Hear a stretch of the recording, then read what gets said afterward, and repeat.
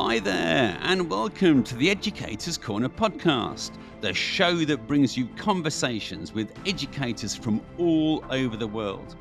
Conversations where we stay curious for a little bit longer about the issues, challenges, and opportunities which we are facing in our schools and in our communities. I hope that you're ready for a compelling conversation with today's guest, Mark Leppard. In this episode, Mark and I are going to get a little bit more curious about well-being and also flexible working. And who better to discuss these issues than Mark Leppard MBE, Headmaster at the British School Al Khubairat, Abu Dhabi since 2015, and previously head teacher, who was also headmaster at Doha College for 9 years. And both BSAC and DC are two of the leading British international schools in the Middle East. Mark is also an inspiring systems leader. He's chair of BSME. He's a regular speaker, writer and commentator on education issues. And Mark frequently contributes to and stimulates educational discussion at conferences, social media, and in the articles he writes. So welcome to the show, Mark, and thanks for taking time out of your schedule to join us from Abu Dhabi today. How is your week shaping up? Well, Kai, that was a brilliant introduction. I've never had so many nice things said about me, so thanks very much for that. The week's shaped up really well. Yesterday and today are our first sort of days in school. We had primary in yesterday and new students, and then all the rest of the school in today. So I always think the school has an uplift when the students enter for the first time. So it's been a real buzz about the school. Lots of positivity with people coming back, parents rushing the kids back probably after a long summer. But looking forward to the year ahead, and the week's shaping up really positively at the moment. Yeah, it's a really exciting time of year, isn't it, to be in schools, and it's a real privilege to just experience that excitement as the young people come back into our schools, and they're so happy to see their friends, and I think they're quite happy to see their teachers and staff as well. But yeah, it's a very exciting time indeed. So let's jump straight in, Mark. You were, what could be said, one of the educational pioneers in the international sector. I think you first came out to Qatar in the late 1990s. What was behind your decision to come overseas all those years ago? Yes, I've been asked that before. Yeah, it's 1996 that I came out to Qatar, and it really was different from what it is today in the Middle East in general. And I've travelled a lot around the Middle East in those early days playing rugby for Doha. So we always used to fly to Muscat when it was a sand pitch in the mountains, and Abu Dhabi when the Corniche wasn't there, and Dubai when it was a sand pitch. So I've seen lots of changes. So what was it that sparked my interest? I travelled. I was very fortunate to have an older brother who lived in South America for a number of years. And I travelled down in my year out. I started the year as a delivery driver to get some cash, as we did in those days, and drove around the country delivering unemployment checks to various places from Norfolk across to Buckinghamshire and London. Just saved up and then went out to Argentina and played a season of rugby for St Andrews Old Boys, which is St Andrews Scots School in Buenos Aires. And I just got the overseas bug. I just thought being immersed in a different culture, not the 2-week holiday away, which probably most of us had grown up with if we were fortunate enough to get abroad, but just actually get under the skin of a place and be there for a longer period.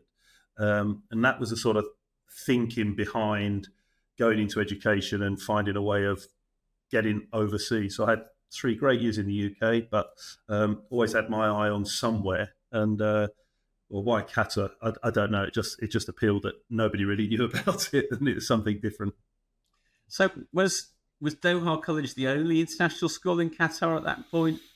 No, there was DES, Doha English Speaking School, which was the primary school. There was Doha Independent School, which was another primary school, and Doha College was just secondary. But Doha Independent School and Doha College shared the same board of governors and were on the same site. And during my time as a teacher, they amalgamated. So that became Doha College Through School, with Doha English Speaking School at the time as the feeder as well. So we had 2 primary feeds. And then there was Park House, which was a primary school at the time. So most of the schools today in Qatar that were there traditionally were primary schools moving into secondary education. Yeah, interesting. I mean, BSM back in the 90s, I think was going through a bit of a tussle about whether it should evolve into a senior school or not. Yeah. Okay, so that's nearly 30 years ago. Don't want to make you feel too old there. But I think for maths, right, it's about 30 years ago. Yeah. What would you say is one of the biggest changes for expat teachers since your arrival? So if you're arriving in 2024, what might be the biggest change since the late 90s, would you say? Yeah, I think there's a sort of a package of changes that all amalgamate together, if I'm honest, not just one. So I think there's a much wider choice of schools. I think there's much more information available to people making that choice of school through social media, through websites, etc. I went out to in 1996. No one was on the internet. It was a TES advert, 1 inch by 2 inches maximum, I should imagine, and that was your advert. There's a lot more opportunities when you come overseas for professional development. I think the sort of phrase at the time when I came overseas is once you go overseas, you're going to de-skill, you're just going away, you'll never be able to come back. Where I think schools like yourselves, ourselves, many schools have really professionalised in terms of staff training. I know your school and mine do training all the way up to headship. We offer masters, lots of things. That was never there. I think communication is far better to keep you connected to both home within your region and wider. And opportunities much easier to travel as well. I think there was 2 flights, maybe 1 or 2 flights a week to Qatar at the time.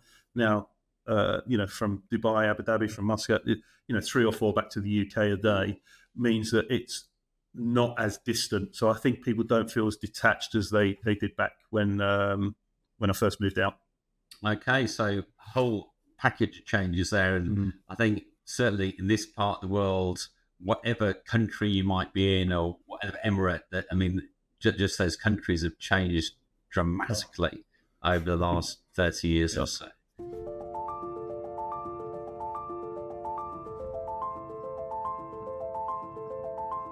Okay, so one thing we've been hearing a lot about during COVID and then coming out of COVID in particular is well-being of staff, and there's lots of webinars and articles and there's a lot of talk about it. You're, to clarified, an experienced head teacher of 2 leading schools. What would you say is one thing that has made a difference to staff well-being right across your school community in the last few years? One thing that you could highly recommend to any of the school? Yeah, so I did it at my last school, and I've done it here, and it's one of my non-negotiables. And I think people have, chatted to me know is email protocol. Timings around email protocols.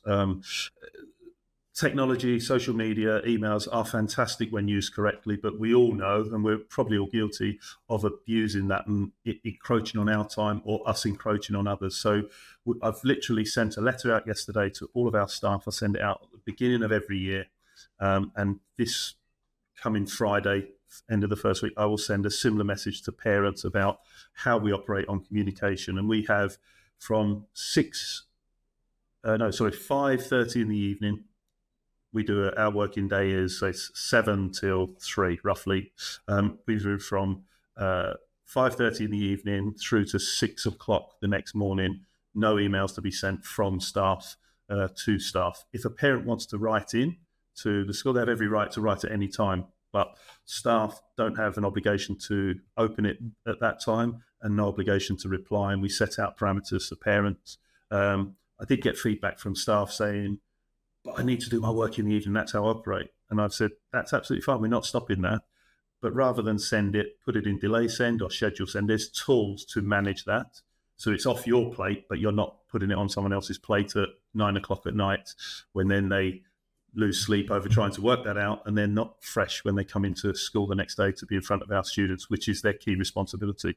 And all of our staff surveys, all of our feedback, anecdotally through formal things through HR and external, the email protocol has been an absolute winner. And I swear by it. I think it's, if I move to another school, it's the first thing I would put in just to manage that. Mm-hmm. Okay. And do you extend that to text messages, WhatsApp messages, phone calls, web related as well? Yeah, that's a really good question. We don't, but I think we've embedded it so much that we do have WhatsApp groups, but we do say to staff, be mindful of that as well. So we're not absolutely rigid. I haven't had complaints or concerns raised about that, but if it started to become a concern, I would look at that as well. The times when we break that sort of email protocol would be, celebrating great news if we've won a national championship or something, or we've recently, last year we had the storms where we had closures, so we would put emergency communication out. But that's the only times we do it. Either absolutely fantastic news to share across the community or sort of emergency communication. The WhatsApp groups are used, but I haven't really picked up. I've got an SLT WhatsApp group. We're pretty mindful of when we're communicating on that, and it's only if it's something that is absolutely urgent. So we're not rigid, but we're mindful that it is there, something to keep an eye on. Yeah, so I think we were both at a head teachers meeting in the region a few years ago where I think you probably shared this. I think Mark Steele was sharing something very similar as well. And that to me seemed like a really straightforward solution. Doesn't cost anything. You're not putting in any technical issues to make it happen. You just sort of make it an expectation. That seemed very straightforward. And I went back to my school. We put that in place. And I would agree with you, Mark. I mean, that's a really, I think, straightforward boundary, I guess, that you can put in across your school community. And I'd agree with you. It's working really well. I mean, we do extend that, certainly in the teams I work with, to WhatsApp messages or phone calls. Certainly, again, like you say, unless it's really urgent, you wouldn't expect any communication around work. And we do like 6 till 6. Our sort of school, our working days are 7:15 to 2:15 core day. So we do 6 till 6, and also weekends and holidays. It's just so that seems to work really well at your school. At my school, it seems to work very well at other schools. I guess the bit I'm a little bit curious about, I don't know if you've got any thoughts about this, because you're very well connected across the region. Why do you think some schools might be reluctant to take that step? Mm-hmm. That's a really good question. I think there's maybe 2 or 3 aspects to that answer. If I'm honest, I think some may be fearful of parent pushback. And it has to be carefully communicated. But parents might feel that the staff, well, I work out of your hours, so why can't I communicate? And we're not saying that you can't communicate. We're just saying that the staff don't expect a reply. But I've also said to counter that, I've said to parents, what do you want? Do you want someone replying to you at 10 at night, then being tired when they're in front of your child? Or do you want them in their best possible mental and physical state when they're in front of your child? And I think that it is as simple as that. If you have lots of communication continually bombarding and coming in, you're not going to have downtime. And it's like driving a car at full speed all the time and expecting it to go on forever. It won't work. So I think some schools may feel parental pressure, but I think there's an argument to counter that. I think some may feel pressure as a leadership team that we don't switch off and not seen to switch off. And I know a very experienced former leader in the region, very, very highly regarded. And he told me once, well, staff come in at the weekend, so my SLT have to come in at the weekends on a rota basis. And I said, why is that? He said, well, I don't want staff in and them not seeing the SLT in. For me, that's a lacking in confidence. That, I think we should allow people to work in the manner they want to work. So I think some leadership teams may feel not confident to do that. And that could be something that needs support from mentoring heads, maybe a little bit more experience to walk them through. And I think, you're always on the end of the phone. I'm on the end of the phone. If there's a head wanting to try an initiative and they're not sure, call someone down the road who use that. But I think they're the sort of pressures. They're more perceptions of worry of what will happen rather than stopping you doing it. I think it's just a concern. But I genuinely, I can't speak highly enough of it. The first time I did it, I was a bit nervous, but when I did it, the benefits far outweigh any other concerns, and people soon buy into it. Yeah, and it's interesting, I think, isn't it, that you don't need any technical, you don't put like a technical bar across your email or your WhatsApp messages. You just make an expectation clear.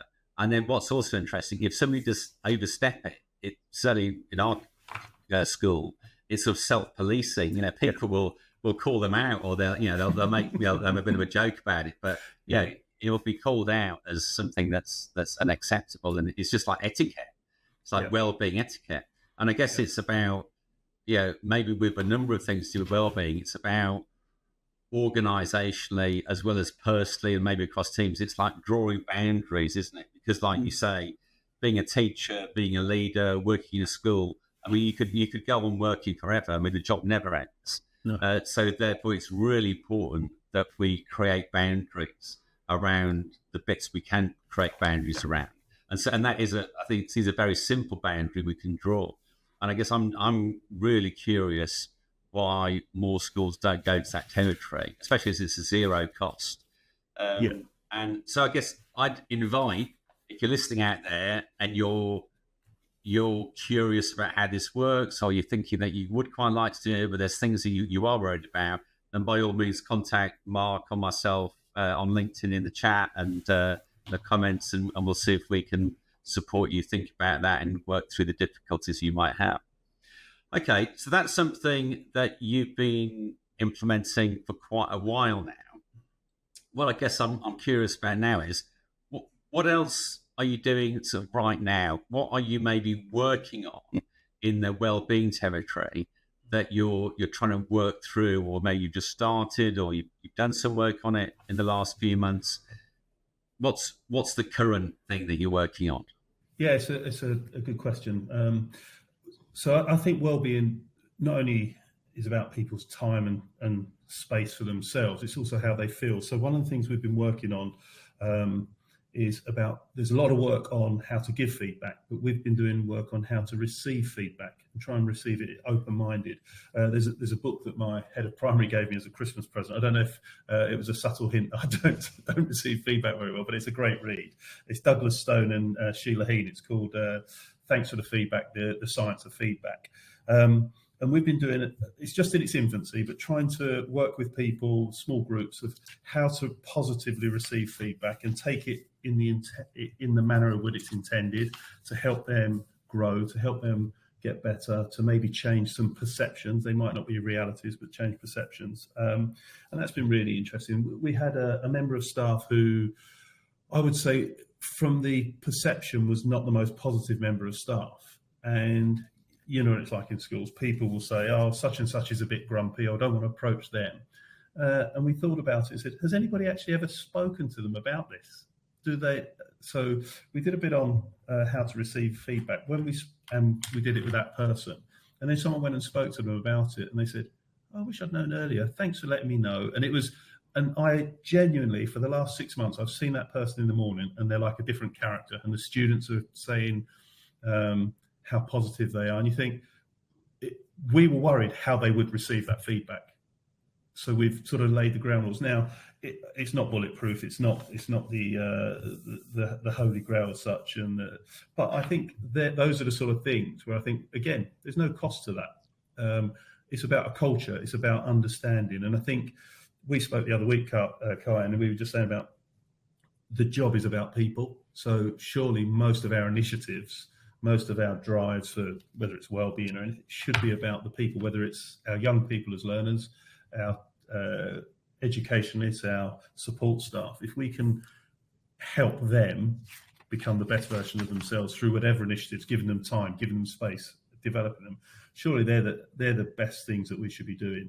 And I genuinely don't think there's a great deal of cost to that. It's that cultural piece again. Yeah, I would agree. I mean, yeah, absolutely. It's about people, and it's about the relationships between, the people in our organizations, and conversations, create or destroy those relationships, one conversation at a time. And it's like giving and receiving feedback is one type of conversation, isn't it? And we've also been doing, and I know you're very interested in this territory as well, about coaching. And one of my real main motivators for being interested in coaching is because it helps us have better conversations with each other, which then again should improve relationships. And I think we've all heard that people don't tend to leave an organization, or they don't tend to leave a school out of choice, but they'll leave a boss or a line manager who's not able, they're not able to have a decent relationship with. Absolutely. So yeah, I think this whole bit of how we interact with each other, and then the relationships, and then the culture that creates, that is just really a really important dimension to this this whole piece around well-being. Okay, fascinating. Well, I will check out. Thanks for the feedback, because we're actually running a staff meeting on giving and receiving feedback in a couple of weeks' time. So thanks for the tip, and we'll put a link to that book in the show notes.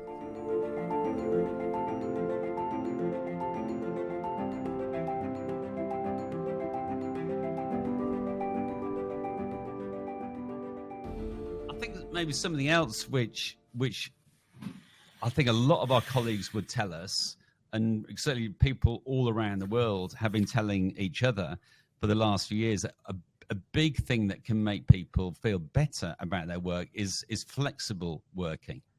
Yeah. Do you think that we should be and could be creating flexible working opportunities for colleagues in our schools? Is this something that we should be doing?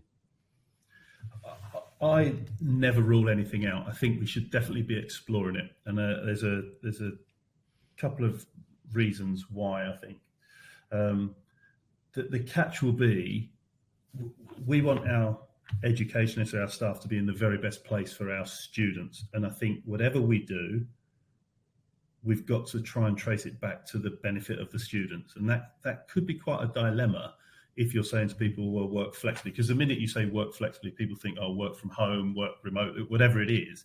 And that might not be the best way to educate young people. I know you've done some great work with the Salalah campus, and that for me is a model that might be something to consider. But I think in the past, teaching has never been the profession to go in to become a millionaire, but you have other benefits. You're surrounded by young people. You're in a very forward-driven change environment. You're changing people's lives, and that's motivation. To be really honest, the holidays and the time where you have the breaks has been a very big motivator for a number of people. But that aspect is becoming less and less as more and more companies in a very competitive marketplace in all fields are looking at different ways of allowing people to work. So my son literally starts next week in one of the big four accountancy firms. Traditionally, slave driver, get in first thing in the morning, go last thing at night. Your emails coming at you 100 miles an hour, project. He's doing 3 days at home, 2 days in work, optional. He doesn't have to wear a suit and a tie, and it is, very much the polo shirt mentality. He can buy extra holiday from his company, and they've just released another aspect where if you have family who live abroad, you can work 3 weeks remote anywhere in the world. That suddenly makes those industries much more attractive. So if let's say that the holidays and the frame of how we work in schools was attractive, it's not as less attractive. There's others becoming more or equally as attractive. So I think there is going to be, and then you've got the salaries on top of that. So I think there needs to be some careful and deep thinking. I know we've been at conferences where we've sort of thrown it to the floor and tried to contribute. There's not a silver bullet that's going to do this, but I do think we need to be open-minded, and I do think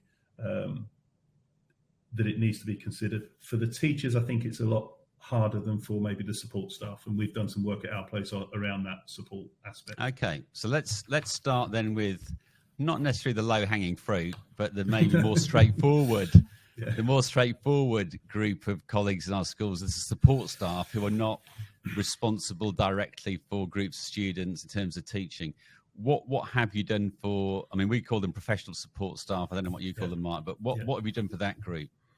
Yeah, I'm glad you used the word professional, because quite often it's seen as, they're just the cheaper members of staff. Well, ours aren't. We pay where we expect professional behaviour, we expect professional qualifications. So we have high expectations of our support staff who are out, both in and outside the classroom. But those outside of the classroom, we see, and I've seen it at my last school, and I'm sure you have, there will be some people who are really professional, overqualified for the jobs you do, but they join your school because their children may be there. There's a flexibility that they require for that job. But then if they work a 52-week contract, they don't have the school holidays as a benefit. So what we've done is we've said, you have your holidays, whatever, 5 or 6 week holidays. But during the winter break, the spring break and the summer break, if you took 2 weeks off, you can work either side of that, a week either side, remote. So we are actually giving them a month in the summer, which is, that's probably the maximum a lot of them take, particularly if their spouses aren't in education.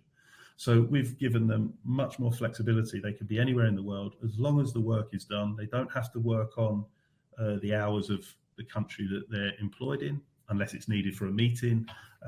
And the feedback, again, we've had from that, and there's 2 bits of feedback. There's the feedback that people will tell you, but there's also the feedback on our retention, which has been far stronger on our support staff because of this flexibility that's come in.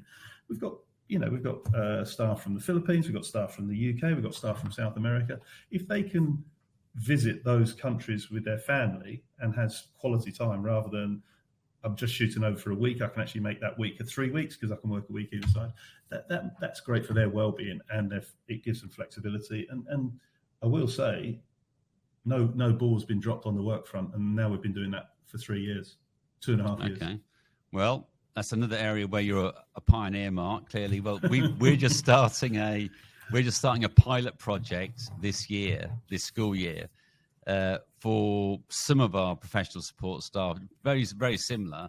I mean, they get, 6 to 8 weeks, let's say, holiday a year. But then we're allowing them to take another couple of weeks where they're not on holiday, but they can work from home. Yeah. And we're going to see how that goes. Well, you've been doing it for 3 years. Well, we'll see how that goes. So again, if you're out there, you've got any other ideas, examples of working flexibly for professional support staff, or you might call them admin staff, then please let us know.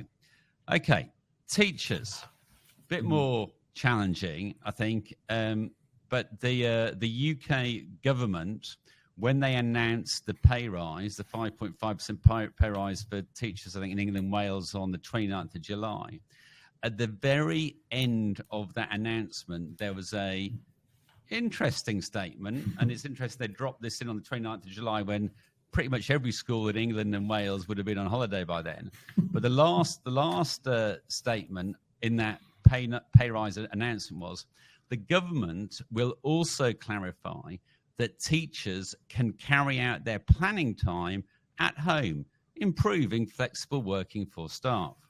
So that seems like maybe quite an easy sentence to write, but I would imagine head teachers throughout the UK, once they get their heads around that or start to get their heads around that, they're going to find that a lot more difficult than it actually sounds. And what, Mark, can we start to do to address that sentiment? What, if anything, can we do to create more flexible working opportunities for our teaching staff? Have you got any thoughts on that yet? Well, yeah, they're not solutions, I can say that. It's interesting. I think there's probably a bigger challenge in the UK than there is overseas to do that. And I think it's a geographical question. In here, I'm not saying you would do it, but a lot of the staff for where we are live quite close to the school. It's just one of the, you live in your catchment area effectively. But in the UK, one of the last things you want to do, I remember when I was working in Bishop Stortford, I lived in the next town. That, if I had, let's say, 2 non-contact periods, there's no way I could get home and back in time to do my planning if it was going to be of any quality. So I think it's an interesting statement. How workable it is the question. If you are going to do something where you are going to give staff the opportunity not to be in school, I think the only way that will work, that I can foresee at the moment, is you've got to rewrite your timetable to factor staff in first and staff blocks of PPA time, for example. Now, that's great, but are you then putting the students, going back to the very first one, are you putting the students first in that? So if you're saying, actually, this teacher can have 3 lessons, non-contact time on a Thursday, first start of the day, that may benefit that one member of staff, and you think, well, there's your planning time. You don't have to come in until later. Then you've got the questions of, are they a form tutor? So you can work around that, but you can't do that for everyone. So I think it's actually in danger of alienating people, those who the haves and the have-nots, and I think it's got to be done very carefully. So the only way I can see it being done is a total rewrite and a total refocus of how you write a timetable, and I don't think that's necessarily the best solution for the students. So I haven't got an answer. No, well, that's interesting. Yeah, I mean, I think we've had some initial discussions around this with senior school staff, and this is, sort of blue sky thinking at this point. But I think we've come to the same conclusion that, for let's say the member of staff who's got some non-contacts at the end of the week and the start of the week, that's great. But what if you're the teacher who, you've always got your non-contacts in the middle of the day, you live half an hour, you can't do anything with it. So I don't know how you work that in a way that's remotely fair or equitable across the staff. We've been thinking something very similar, that if we're going to do this in a way that actually works, we're going to have to rethink how we create the timetable, which is what obviously you've just said. And so, for example, what might that look like? That might look like creating a timetable where, let's say for one day a week, you actually create a timetable that requires fewer teachers to be in school, and maybe you're bringing in other adults. And I know you've done some work on this a long time ago at Dow College with coaches coming in, or you have other adults that you can bring in to work alongside teachers. But if you could free up, let's say every Friday or every Thursday, the last day of the week, you could free up 25% of your staff every Thursday or Friday, then that means that once a month as a member of staff, you could have a day off. So the challenge then is, how do you create a timetable on those days with 75% of the staff, that teaching staff, and provide a good experience for the children that's as good, if not better, than what was there previously. And I think then we're starting to explore what that might look like. And that isn't going to be something I think we're going to solve this year. I think it's a 2-3 year project to see if we can be really creative in our curriculum design work. I think you're onto something, whether that's the solution that you're going to see at the end of it. But I think there's external, let's say, coaching, for example. If you could have games, when I say games, I mean PE and games as in that aspect, but with some external coaches, and take whole year groups off, for example. You could say, right, that group of staff may be freed up. So it's not impossible, but I go back to the same point. Is it in the interest of, it's got to be better, equal or better than what you're offering the students today. But at the same time, the counter to that is, if you're not looking at those sort of things, are you going to retain the best staff? Which ultimately impacts the students as well. So that it's quite a tightrope you've got to walk there. That seems like a long-term sort of timetable curriculum redesign project, but I think it's very exciting. I mean, someone who's done quite a lot of timetabling, curriculum redesign in my career, it is a challenge that I'm quite interested to explore with colleagues. But what we have done, and I know what you started to do, and what we've done is partly inspired by what you were trying to do at the moment around our, what we might call our parental engagement strategy.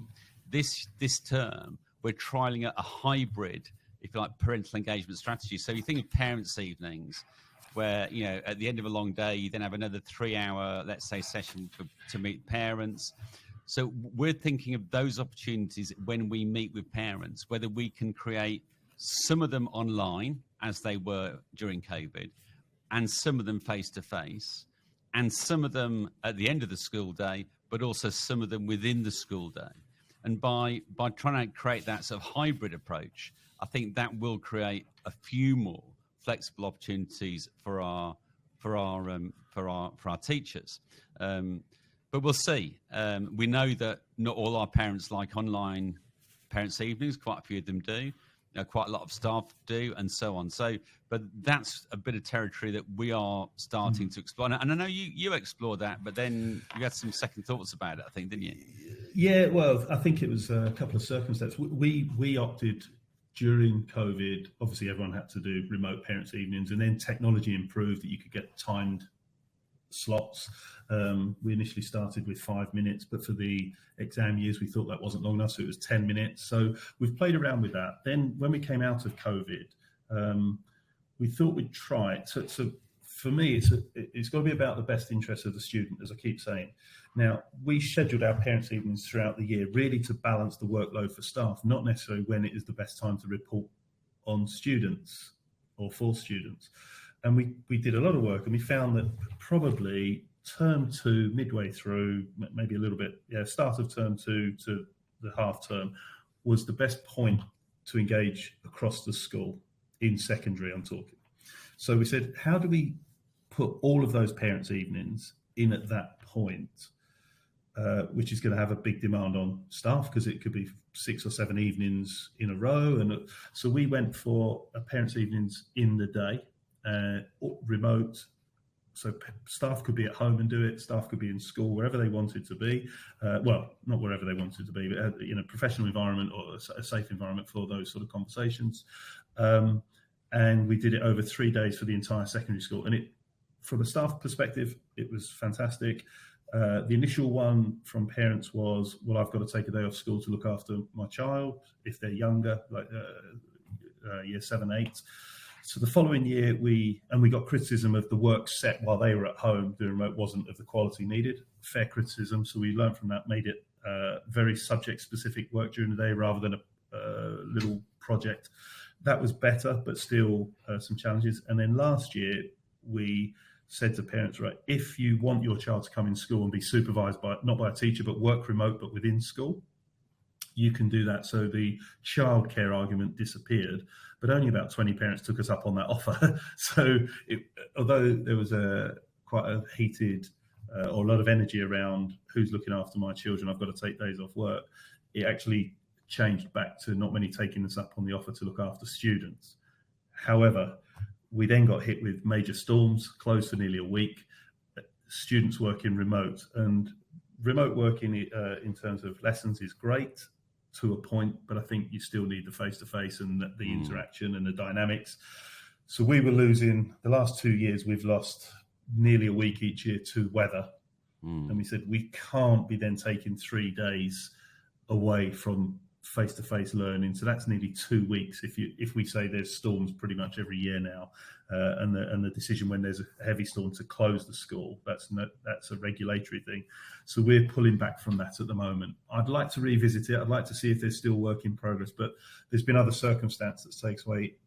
Unfortunately, last year I think we had it cracked far better than any, but the storms came, and I think we've had to take a backward step. And as you know, Kai, things change, and we have to be nimble on our feet. Yeah, we have to recalibrate, and innovation is messy, and quite often you take 1 step forward and 2 steps back. So, but we've learned from what you did there, and certainly giving the opportunity when you feel like you're closing the school for year group, but then giving the opportunity for parents to send their children into school. I think that was a really important lesson that we've learned from you. Well, we will see how it goes this term. We've only committed to this sort of hybrid parental engagement strategy for this term, and we've been very open with our colleagues and our parents about that. We're going to review how it goes, and then we'll see where we go, sort of halfway through the term, and see whether we carry on or have to go back to the drawing board. But yeah, it is very much like that.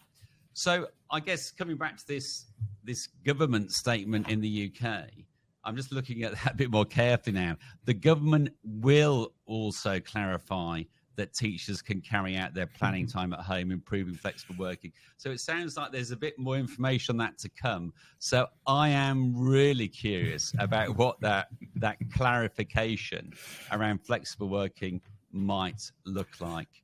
Yeah. Okay. So flexible working, I think that's going to be a real big topic for all of us going forward in schools. So once again, if you've got any interesting ideas that you'd like to share with us and our communities, then please let us know. We'd be fascinated to know what you're doing, or maybe just what you're thinking.